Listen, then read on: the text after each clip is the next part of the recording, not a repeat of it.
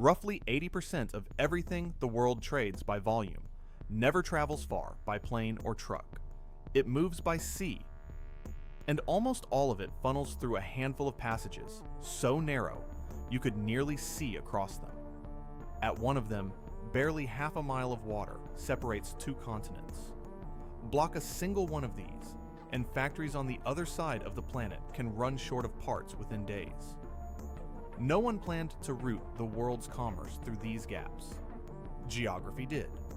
This is the hidden architecture of global trade, and how fragile it actually is. A choke point is simply a place where geography forces every ship onto the same thin line of water. There are 6 that matter most.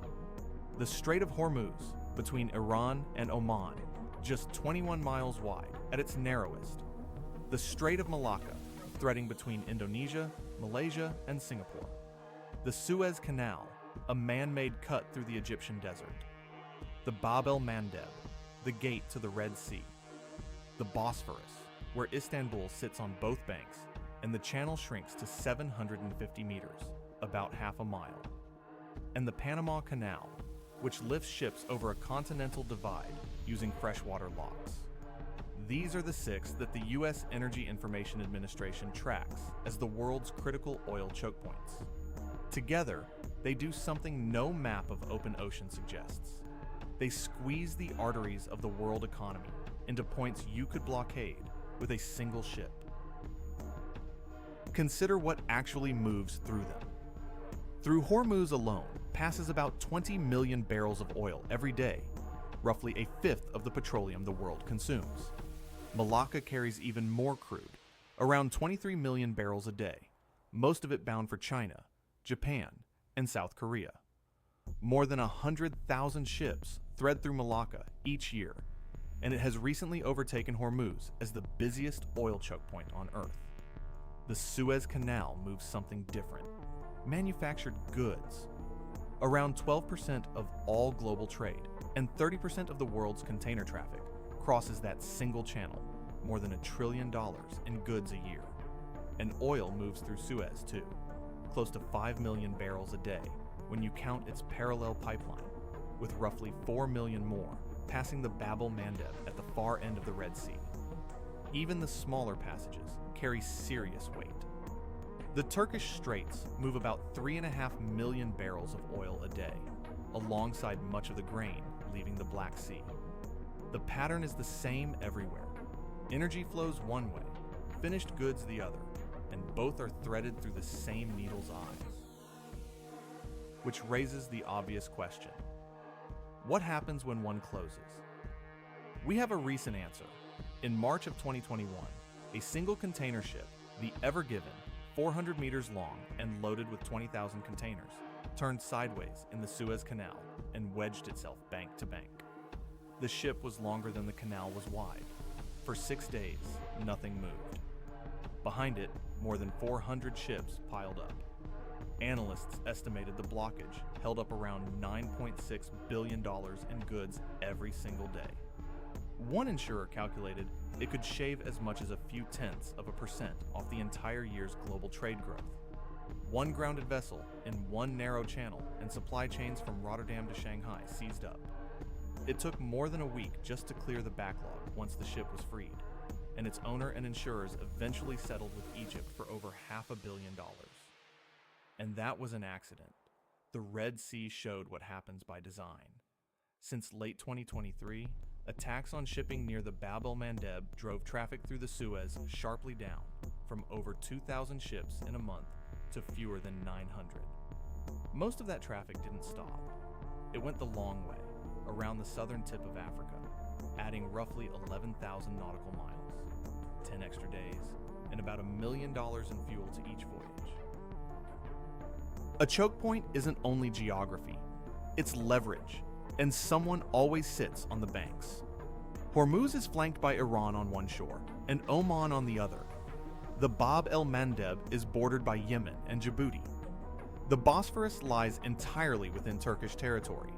Its traffic governed since 1936 by the Montreux Convention, which gives Turkey the right to regulate warships moving between the Mediterranean and the Black Sea. Egypt controls Suez. Panama controls its canal, though the United States is the origin or destination for more than 70% of the cargo that crosses it. And the approaches to Malacca are watched by Indonesia, Malaysia, and Singapore. The dependence is rarely symmetric. Nearly half the oil crossing Malacca is bound for China, and by some estimates, around 80% of China's imported crude passes through it. Back in 2003, China's own leader named this the Malacca Dilemma, warning that another power could one day choke that single strait. The country that needs a choke point most is rarely the one that sits on it. So traders have spent decades trying to escape these bottlenecks. The open question is whether any alternative actually works. The oldest fallback is simply going around, the Cape of Good Hope, the route the Red Sea crisis revived. It avoids Suez entirely, but a voyage from Asia to Europe that takes about 22 days through the canal stretches to roughly 29 around Africa. Further north, Russia promotes the Northern Sea Route along its Arctic coast. In principle, it is dramatically shorter, cutting a route like Murmansk to Yokohama almost in half, some voyages from Asia to Europe in as little as 10 days. But proponents and skeptics disagree sharply on its viability. The route is icebound for much of the year, thin on ports and rescue, and entirely under Russian regulatory control. Others build over land. China has pushed pipelines from Russia, Central Asia, and Myanmar precisely to move oil around Malacca rather than through it.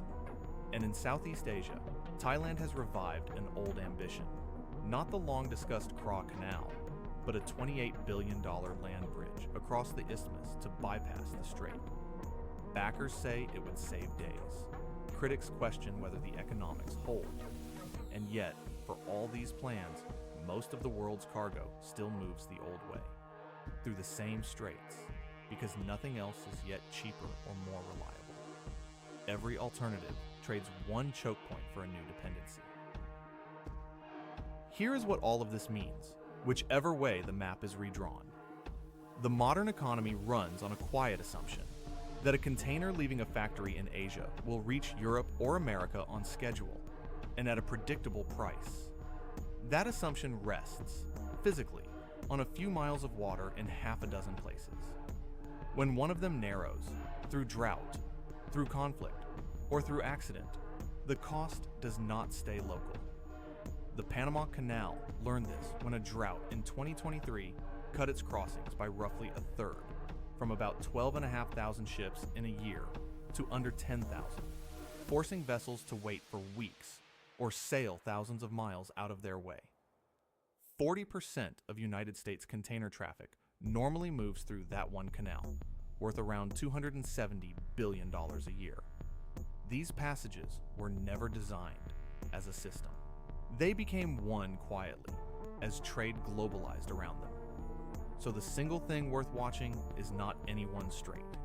It is whether the world keeps loading more of its trade onto the same few narrow lines, or finally builds the redundancy it has talked about for 50 years.